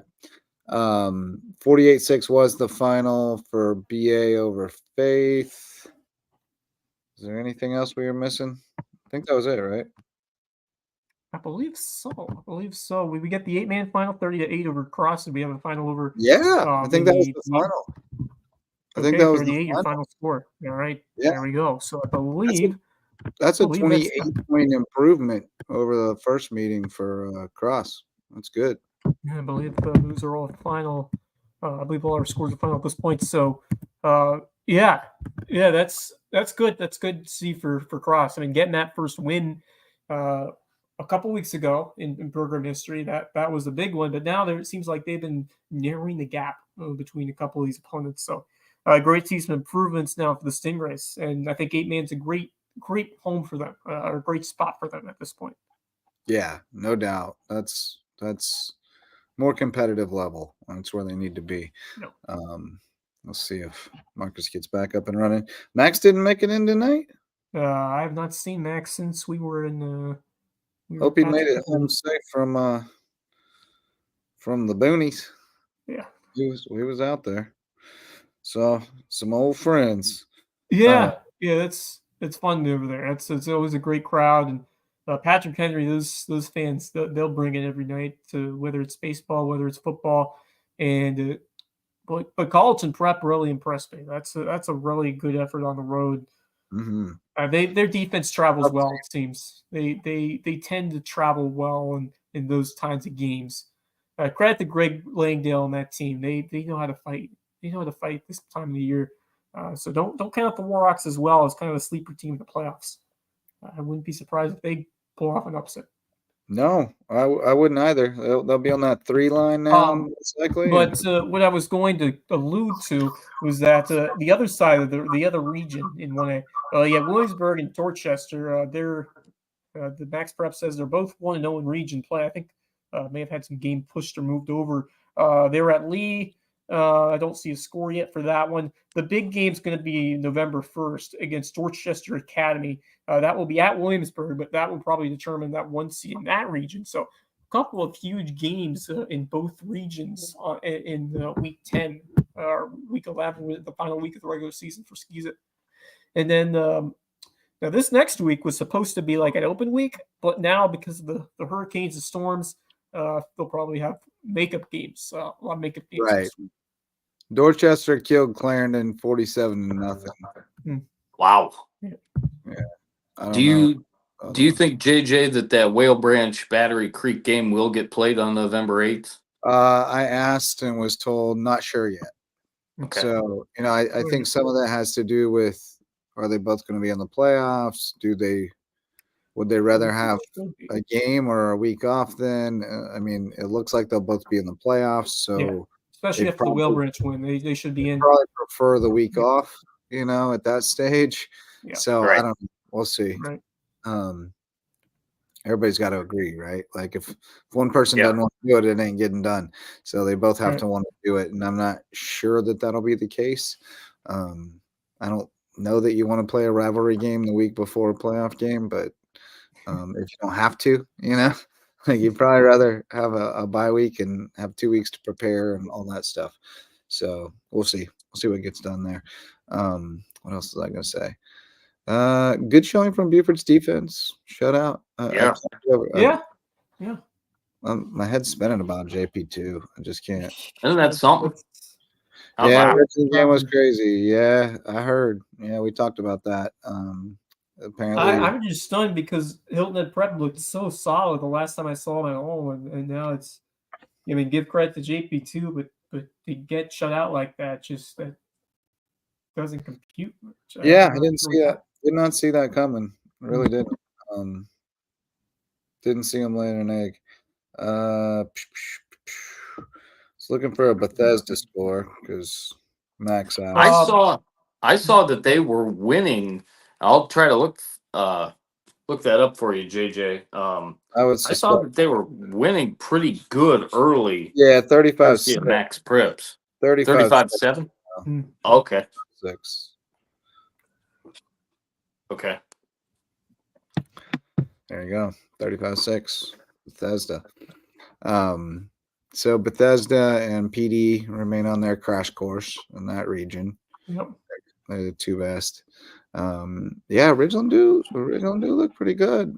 I've been saying the defense is salty and the running backs are legit. So that's a good recipe. They're undefeated in region going into Bamberg. Rest of the region is not super strong. Yeah, but they're going to be a 2 seed. They're going to get to play at home, and if they knock out Bamberg, they'll be a 1 seed. So who knows? They're pretty big and physical for a 1A, and their defense is strong. So we'll see. Yeah, I just love to see the program energized at that point. To see them getting wins in this region, and now you have a great shot, if not just getting a home playoff game, which would be electric. I don't know the last time is when we had a home postseason game in Ridgeland. It must have been a while. But that's a cool accomplishment if they're able to do it, and it looks very possible now. And I think it should be rocking. They beat everybody. Yeah, they beat everybody except for Bamberg. That's the only one they got left. They got a non-region, but they're in looks like Wilson Hall got a big win against Trinity Collegiate, 34-7 tonight. From what I see, in the season ranks, Wilson Hall's good. Yeah, they are. Everybody but Pinewood, I think. In 3A. I'm trying to see. When was? Kirkland had a home playoff game in 11 at Ridgeland. He also had a home playoff game in 10. He had back-to-back 8 and 4 seasons there. He was really had it going good, and then he went and joined the staff at Bluffton. Also had a home playoff game in 09. These were the last. So actually, the last 3 years before the schools merged again, they were in there. I don't know. They had home games, so that was the last time Ridgeland was really pretty good.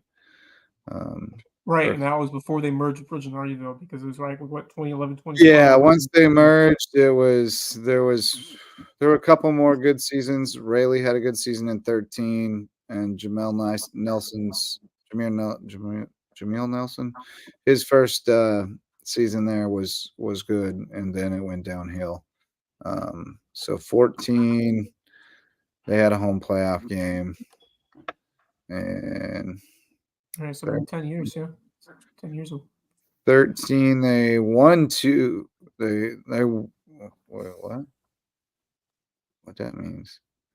I don't know what that is, but they won a playoff game, and then they lost to Loras. Ridgeland says Ridgeland game was crazy. Yeah, exactly. Yeah. So, yeah, I guess 13, 14. 14, they had a home playoff game. That was probably the last time, I think. Because they only won 2. That's 10 years away. 10 years ago. Yeah. Decade. Exactly. Crazy. Good to see that.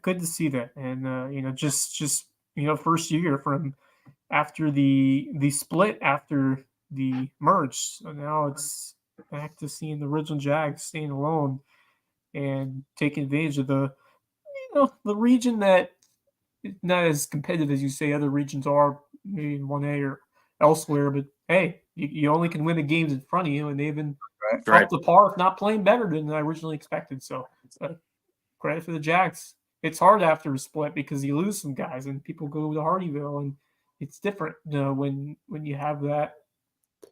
Yeah, so it's you see that sometimes after a split. It doesn't always go. Sometimes when you move down and you have like different region teams you go up against. So it really all depends, but it's great to see Ridgeland performing at a higher level this year and having a chance to get that home playoff game, which looks like they've clinched now. Maybe a chance to get the 1 seed, which would be no matter what happens, region title. That's a hell of a year, no matter what happens. So, yeah, right. Yeah. I mean, I'd be surprised if they beat Bamberg, but it's feasible. It's feasible. Again, I mean, they got the recipe. They run the ball well, and they play good defense. So if they hang on to the ball, they should be in pretty good shape to compete against most teams. And they've been highly competitive. Even that Whale Branch game, they had a couple special teams blunders that made it kind of lopsided, but they competed in that game. Yeah. They did get smoked on the road at Keenan, but Keenan's pretty good. And Manning, or not Keenan, Manning. It was Manning that got that. Okay. Yeah. Keenan got Battery Creek good on the road, I believe. Yeah, they did. Yeah. So, I think Ridgeland's pretty tough.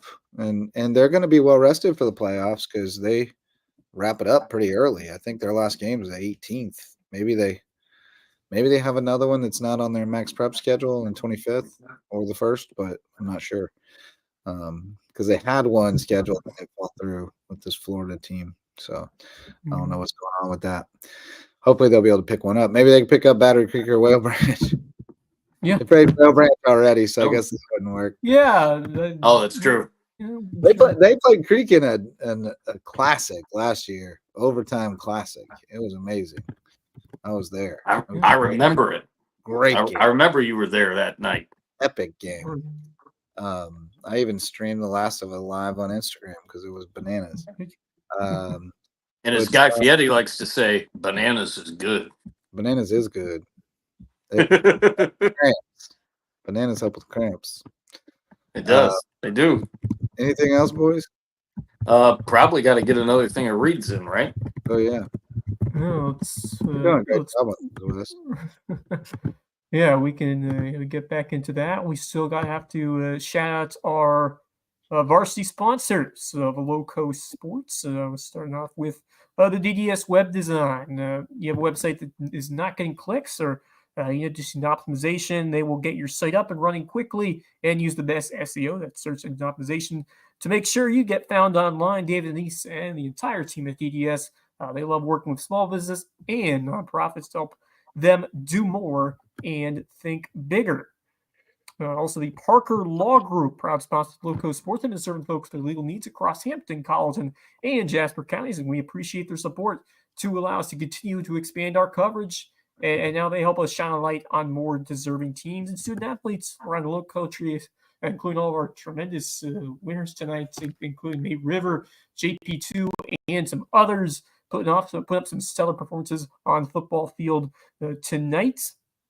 Additionally, Dr. Ambrose Cole over there doing a fantastic job what a great guy. He's your man. He's awesome, and he is awesome. Yeah, he's a great guy. Rude Living is where he's the guy at, and go see him for more great insight and help on how to feel better and maintain your best physical shape possible. Rude Living Wellness, Dr. Ambrose Cole, and finally the Revenants Wrestling Club. Man, I've seen firsthand the incredible work that they do. It just gets better and better. We got the Lowco grind coming up in just a few weeks. It's already October. Winter sports are coming soon, and that means basketball, and that means wrestling. It's just the bar continues to heighten every year. I'm excited to get back to that and see what we have. And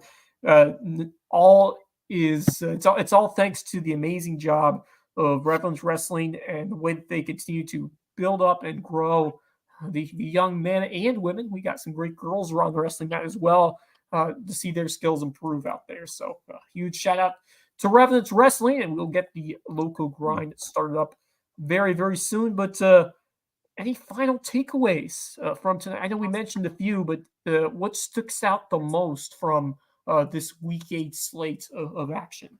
Oh, for me, it's not even close. I mean, with the fact that Beaufort had a big win and May River had a big win and some other teams had a big win, takeaways easy, and that's what happened in the afternoon delight. Congratulations to Shane Milligan and company over at John Paul II. A huge 40-0 win.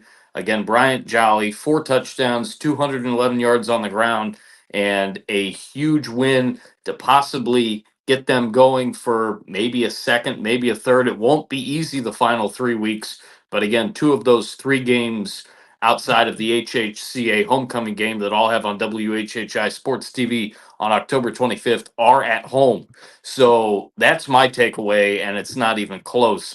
Congratulations to JP2 getting win number 1 on the year. Very well deserved, and way to put it all together to get that win. Yeah, super impressed with the way the kids keep playing to keep playing through it, and motivate them this week. It's uphill climb rest of the way, but we'll see if they can play spoiler at this point and maybe sneak in there. My biggest takeaway I think is just May River is. Every week, we have people in the comments this week going like, "Well, yeah, but the schedule and all that." But it's like, man, no, it doesn't matter. In my opinion, no, they're legit. It hasn't mattered who you line up against them. They're going to tell you what they're going to do, and then they're going to do it better than you. And there's a lot to be said for that kind of old school, just kick your teeth in brand of football. And when you get the kids bought into playing it and feeling their oats, so to speak, it's a pretty cool thing going on right now. So, I've kind of wondered whether they were really a top 5 team, especially when you talk about the names that you're talking about there with the South Points and the Hartsvilles and things like that. But each week they seem to add a little more confidence to the fact that they really are what they appear to be. So I'm excited for that. I still think there's a couple local teams with a good shot to hand them that first L. And I think they're going to be gunning for it. So it's going to be really fun to see if anybody can get them, or if they're really, cut out to make a deep run. Because I think if they get through this region unscathed, that indicates they're a pretty quality team that can go pretty deep.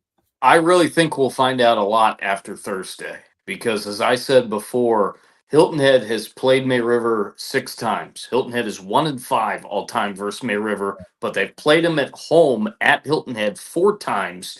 And for the most part, those games have actually been competitive. So the games at May River, the 2 years that it was played at May River, not so much.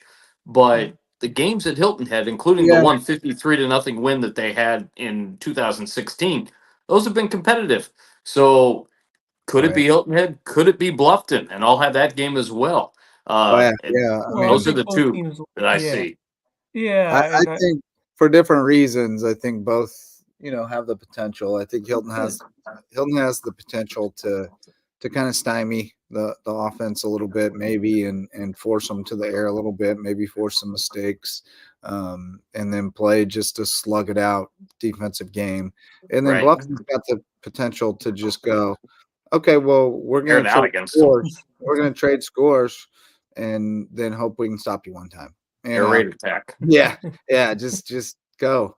And so, I think both of those are going to be fun matchups.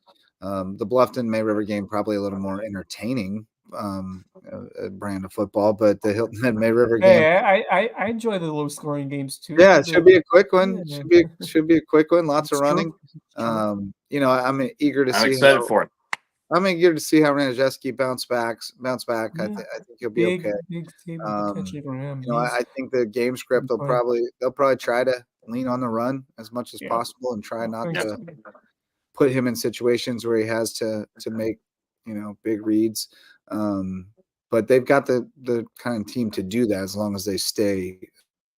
They fell behind 21-0 against Bishop England. They had to throw, and that's not their game. Like I said, game script determined by how it starts. And we saw that with Hampton. Yes. I mean, you look how important that opening kickoff was when they recovered the fumble, and then they went and scored. Then Hampton was kind of behind the 8 ball there. Hilton had played well with the lead.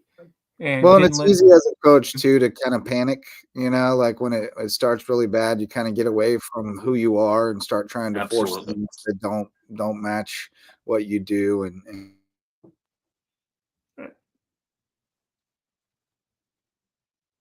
I think we lost JJ. It's trying to get back his signal here, but yeah, okay. I mean that should be an exciting one. I'll be at that game, and you'll be on the call. I mean, you got be a fun one Thursday. Thursday night. Again, first call that I've had in just about a calendar month.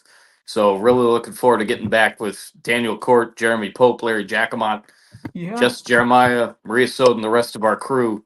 It's going to be a great night for sure. Great team over there at WHHI. Without question. We have a blast. And kudos and a special thanks to Chris Tremblay, who called the Buford Battery Creek game with me, filling in for Daniel Court, who was on assignment doing Jekyll and Hyde. That game, working with Chris brought back a lot of memories because we did basketball back in 2018-ish. And obviously he did football with Bob Stevens, and it was great to catch up with Chris and get to know what's going on with him, everything with golf and whatnot. So that was great. And thanks again to Chris for hopping on and joining us a few weeks ago. But it'll be great to get back out on the football field coming up on Thursday for sure. You got a good one. You got a good one. My pewter died. Here we are. It happens. Yeah, I mean this. I think I got the charge here, but in terms of my takeaways, I think you got to start with May River for what they did. Just a sustained up performance, all 3 phases. Gage Duncan was a dude tonight. Just incredible defensively with a couple of picks. Went in for a touchdown on offense, and that entire team just dialed in defensively and shut down a very good Bishop England team that I thought they were going to have some players that could be tough matchups, but May River just locked down and was the hungry team tonight. Deserved that win and looking really strong into that ball game. You'll be on the call, as you said. Should be a good one on Thursday night, but and over the Skiza, Carleton perhaps showing something. They always find a way to compete and steal some of these region games down the stretch. Buford Academy. We didn't talk about them, but they continue to just roll. And Nick Underwood's a stud. He's fantastic. Defense can shut teams down. Don't forget about the BA Eagles. And then Antonio Banner, he is that guy. He is that guy on Thomas Hayward. That game, circle on the calendar right now, November 1st. One of the games to watch that week, especially with awesome.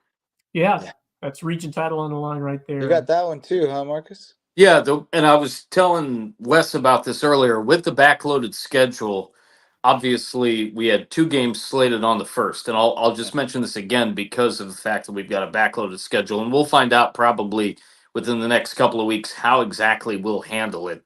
Right. But the way I would think it you got is double. that we will be at, the majority of us will be at either Bluffton May River or Buford Academy THA on November 1st. The game that we're not at, we will send a reporter to do interviews and a camera person. It'll get brought back to the studio for Daniel and I to call in studio at WHHI. Live. And then you figure, I hope that come November 8th, we will also do not part one, or not take one, not take two, but take 3 of the Bridge Bowl. The third time's the charm. I'm gonna put that in my cold open for that game on November 8th. Again, I'll be able to shout out the family because I've got some birthdays within the family on November 8th, so that'll be great too. So yeah, our schedule all of a sudden has become backloaded, but I mean, I'm all for it. Yeah, potentially some big seeding on that line. That game's Absolutely. open and how it goes with how the seasons of Bluffton and Hilton Head turn out. But I mean, possible we could have the region decided by then. Who knows? But nevertheless, Bridge Bowl always delivers, and it should be another classic ball game to finish out the region slate. Hey, we get an extra week of football. That's always nice, isn't it? Amen. And if it was going to be, as I said to Wes earlier, if it was going to be 2 or 3 weeks of games that we would have to make up, I could see a much bigger problem. But the fact that, there are athletes that are going to be playing basketball, they'd probably about miss that time anyway, making the transition. So 1 extra week of regular season football, I don't see being a big, and other sports too, not just basketball. Right. I say that because I cover basketball. Yeah, and December I don't see it being a big issue at all. Yeah, December basketball, it's mostly tournaments and just some. It's impactful. I mean, it's impactful. Yeah, it is. It's impactful to the basketball coaches for sure. Oh, sure. Yeah. But I don't think, in my opinion, it's anything that they can't, have some workarounds or handle. Look, I mean, you gotta prioritize the kids in season first, and you got to prioritize the postseason, and then region. Like there's a hierarchy to everything, right? And postseason trumps all. Region play determines postseason, and you're talking about preseason and non-region games, and so it's an easy one. I mean, it's an easy one. You can't cheat the football. You can't cheat the fall kids out of part of their season. To the important part of their season so that the basketball can do better in the less important part of their season. It's just not going to happen. And, there'll be some guys that go to both workouts for a couple weeks and whatever, or they miss basketball and they come late, but that happens every year. Like that's the goal. The goal is to not get your basketball guys until after Thanksgiving. Like your football guys, I mean, and it's one of them things, and you ask any good wrestling coach who actually buys into their school, like Powell, he's like, look, we hope we don't get those guys until after, the first week. He hopes he's still coaching football until well into the wrestling season, So I don't know, man. Like you can't cut off your nose to spite your face. You can't make a perfect plan in this situation. I mean, you don't. I mean, you expect it, but you. Well, the way I look at it too is that's an opportunity for some kids, for the kids who are kind of fringy, but they're basketball first kids and they don't play football. Right. Hey man, look, you get a chance to earn that spot and keep it. So I think that's a cool thing. And I think if coaches look at it as an opportunity to develop depth early, rather than looking at it from the negative perspective of who we're missing. Because in a sense, it can really that's be what a non-region play is in part. You're trying to see who fits best in different roles, and who can do find a guy that's standing out. And quote, I mean, sometimes it kind of feels like preseason, but at times, it's still part of regular season basketball, and you're still trying to get wins. But at the same time, you're trying to progress through that early couple weeks, and that's why teams seek out these tournaments. Like they'll go, especially in the holidays, they'll go to different places around the country to seek out good competition. Even early in the season, they'll seek out good competition around the areas, and that's what good teams do. And even if you fall short, you're seeing what your guys are made of, and sometimes even against like average competition, you see these younger guys step up and somebody shows out. I mean, talk about Takoya Hayward when she first came up. We didn't know much about her, but you just don't know. You see those stars come out of nowhere sometimes. But yeah, I think it's the best decision possible that's been made. So props to High School League for thinking it over. There were calls to eliminate the first round of the playoffs. That would not have been a good idea. I'm glad they didn't go in that direction and stick with the full lot of the playoff teams, full opportunity for those squads to make their mark in the playoffs and to try to get some wins. And I think it sets up really well. And I think that 1 week of extra football, obviously, I don't think it'd been possible to go further at this time in terms of. I think 1 week was enough, and I've already seen on Twitter that some of these regions are trying to get creative and have like Tuesday, Wednesday, Thursday games, and they're trying to fit everything in, and so it'll be interesting. Thankfully, like a Tuesday, Saturday, Thursday, but it'll be good. It'll be fun. It'll be memorable. The kids will be like, man, you remember when we played 3 games in 11 days? That was crazy. Hey, it was done in the NFL not that long ago. Oh, with COVID, yeah. With COVID, even you have a couple years like back. You have like MAC college football games in the week on Tuesdays and Wednesdays, and that's always fun. I think I heard somewhere the other day that there's like 50 some consecutive days. Yeah, I saw that tweet. TV or football on TV. It was like starting like October 3rd, 4th, somewhere right there. That's pretty amazing. Yeah, I love that. That's crazy. I think it's right before. I think it was like the day before Thanksgiving. There's a football game of either college or professional every day. So I love it. It's great. But I get some rest. I got to call a women's soccer game at USCB tomorrow against Georgia College. So looking forward to that one. But let's shout out the Lowco Booster Club to. Let's shout the Lowco Booster Club to wrap it up here today. Let's got the MVPs too, right? Yeah, we got through those earlier, but we got the Lifestyle Pros. Let them bring you home. We appreciate the Lowcountry native selling the Lowco lifestyle on Hilton Head Island. We got the Eagle Creations selling promotional items and custom apparel. Great work that they do over there. Just amazing gift baskets, regional goods, promotional items. Bill and Mandy and Daniel and Debbie, we love y'all. Yes, absolutely. Terrific. We got the Jay's Barbershop. I got to go there for a special episode that we filmed last year, hyping up the Thomas Air Rebels for a playoff game. That was a ton of fun. Jay's the best, and a great atmosphere over there. And it's nice. It's not too far away from some restaurants, some tacos. There's a lot to do over there at Jay's Barbershop. And Fiddler's cross street too. Yeah. Yes. We got the Barefoot Floor Care of Lowcountry. Chris Odom, he will do the job with floors, tile floors, whatever your floors are. He's the man for the job. He'll get those floors so clean, your feet will thank you. That is the Barefoot Floor Care of the Lowcountry. Hudson Seafood House in the dock. Oh man, they have some tremendous food over there. If you haven't been, exceptional seafood, and the view is fantastic over the water. Amazing. Grab the hush puppies and the slaw. Oh yes, both outstanding. Yes, great Good dining stuff. here in the islands. Yes, oyster season. Yes, it is. We got ours in the months. We got ours in the months. That's oyster season, baby. It is. Bring on the oysters. Let's go. Love oyster season. And then finally, Hurricane Sports Cafe, which they are partying hard and celebrating that tonight after the Hampton County win. And that's always a fun place to be. We've also filmed some shows over there, and they've got some nice dining options, some great burgers, hot dogs, you name it.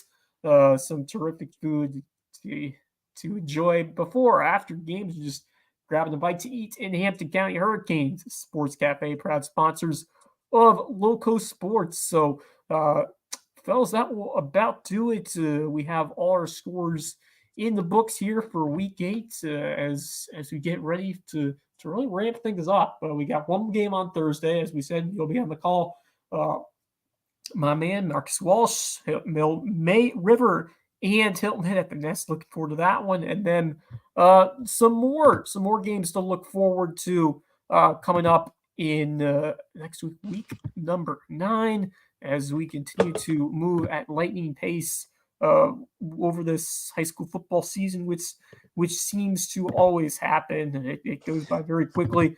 Sure does. Yeah. Some more exciting ones coming up. All of these games very, very impactful as we are well deep into the region slate. And man, this Region 6 4A so far has been as advertised. Some tremendous bowl games, no matter where you look, and should be some more coming up next Friday the 18th. Friday the 18th, that is correct. But we got Bishop England over at Beaufort. So, important game for both of those teams. Bishop England after a tough loss to May River. Beaufort coming after the, bounce back win of their own over. That's an interesting one. Yeah, kind of an interesting one for sure. Yeah, Colleton County at Bluffton at the Den. Bobcats will be, I don't say heavily favored in this one, but Colleton County, desperate team trying to pick up a road win. Oceanside at Battery Creek, that's an uphill battle, but it will be a home game for the Dolphins. Whale Branch hosting Lake Marion. We got Barnwell at Hampton County. Oh boy, that's gonna be a Donnybrook. Oh, that might be the place to be on Friday night. That's gonna be a good one. Yeah. That's what everybody was asking me tonight. You coming next week? You coming next week? Yeah, that's on circle in the calendar for sure. Another big one. Richland, Bamberg. Yeah, go ahead. I'm just taking a look at the schedule for Friday, being that I have my game on Thursday. I originally was going to take Friday off, figuring that I was going to be, loaded in on either JP2 or HHCA. As it looks, HHCA does not play on the 18th. It was a scheduled bye week for everybody. Yeah. But I'll tell you who does, and I'm going to see them on the 25th, is John Paul II, and they play at home against THA. I may offer my services to go out and take a look at that baby. We may accept them. them. That game has a chance to be quite good. Yeah, no doubt. If they play the way they did this week, it could be. If they play the way they have a couple of times, it won't be. But it can go either way. I'll keep you guys posted. Right now. If I can get out there, I will. Hampton County Barnwell will be at Donnybrook for sure over there. In Barnville, unfortunate that I will be on my way out of town. I'll definitely be following all your updates and be roadie bound. Yes. And then two more on the schedule, possibly more that we have not seen. But Bamberg Earhart at Ridgeland, another important game. The Jags looking to claim the region championship. If they can get that one, they'll be in great position. And then Hilton Head Prep trying to bounce back at St. John's Christian, which obviously for Prep, this was a tough loss. It's not a region game. Still have a chance in front of you pick up some more wins to solidify yourself in the playoffs. We'll see if they can rebound very quickly against an always tough St. John's Christian team. I know. Yeah, but that will do it for Lowco Pigskin Live for week 8. Thanks to everyone who joined us, Max Arras, Justin Jarrett, and Marcus Walsh for hanging out as the co-host. And we will see you back in action on Monday for another edition of the LowcoSports Zone. We'll round up all the scores, all the highlights. You'll get you situated on, once again, everything happened tonight, and get you ready for, postseason's coming for fall sports, golf, tennis, volleyball. It's starting to heat up. So definitely join us throughout this coming week for more of what's been a terrific fall sports season. And as I said, it's starting to get to the business end. The business end meaning, region playoffs, it's coming. But yeah, that'll do it for tonight for all of us. Thanks for being a part of it, for tuning in, and we will see you next time. Until then, go Loco. Good work, boys.